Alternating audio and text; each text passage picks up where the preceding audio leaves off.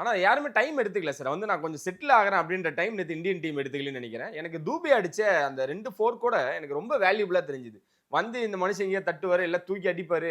அது கண்டிப்பா போகும்னு நெனச்சிருந்தேன். அதாவது வேல்யூன்னு சொன்னீங்கன்னா பாருங்க நல்ல வார்த்தை சொன்னீங்க. ம், ம். ஏன்னா சம்டைம்ஸ் வந்து நீங்க குடுக்குற விலைய விட மதிப்பு ஜாஸ்தியா இருக்கும். ஆமா சார். ஆமா. சம்டைம்ஸ் நீங்க அதிக விலை குடுத்து ஒரு பொருள் வாங்குவாங்க, மதிப்பே இருக்காது. அதிக விலை குடுத்து டைமண்ட் வாங்குறோம். ரீசேல் வேல்யூவே கிடையாது அதுக்கு. நீங்க தான் யூஸ் பண்ணணும். ம், ம். அது நீங்க இப்போ ரூ. 1,00,000 குடுத்து வாங்கினீங்கன்னா, அது 1,50,000 விக்க முடியாது. ஸோ சிலது வந்து நீங்க தங்கம் வந்து இன்னைக்கு நீங்க ரூ. 1,00,000 வாங்கினீங்கன்னா, நீங்க அட்லீஸ்ட் 1,10க்கு விக்கலாம். ஆமா. அதுக்கு வந்து சில பேருக்கு வாங்குற விலைய விட மதிப்புங்கிறது ஜாஸ்தி இருக்கும். சில பொருளுக்கு வாங்குற விலைய விட மதிப்பு கம்மியாகும். ஆ.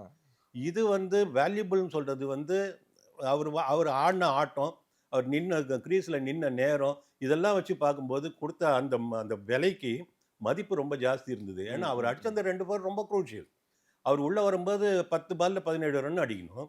அதுல 2 போர் ஆனா ஒண்ணு அவருக்கு வரப்பிரசாதம் மாரி ஆஃப் சைட்ல ஒரு ஃபுல் டாஸ் அவர் யார்க்கர் ட்ரை பண்ணி 1, லெக் சைட்ல ஒரு ஃபுல் டாஸ் யார்க்கர் ட்ரை பண்ணி ம், 1. ம், ம். இப்படி ஒண்ணு அடிச்சாரு, அப்படி ஒண்ணு அடிச்சாரு. அதுக்கு அந்த ஆஃப்ல அடிச்சது கூட முதல் பால் நேரா ஃபீல்டர் கைக்கு தான் அடிச்சாரு. அடுத்த பாலும் அதே மாரி ஒண்ணு வந்ததுனால கேப்ப பார்த்தாரு அவரு. ஓகே, ஓகே, அவ்வளவுதான் அவர் வேலை முடிஞ்சிருச்சு.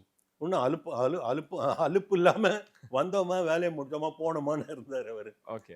அதுக்கு விட்டிருந்தா கூட இன்னும் அக்ஷய் இருக்காரு. அந்த லைனப் கொஞ்சம் அவர் டென்ஷனே ஆகலைங்க சஞ்சு. அத பத்தி யாருக்கும் ஆகல இல்ல சார். டென்ஷன் வந்து கடைசியில பார்த்தீங்கன்னா, இப்போ தோனியோட சில இன்னிங்ஸ்லாம் பார்த்தீங்கன்னா, அந்த லாஸ்ட் ஓவர்ல வந்து ஒரு சின்ன டென்ஷன் தெரியும். ம், ம். அவர்கிட்ட தெரியாது, நம்மளுக்கு இருக்கும்.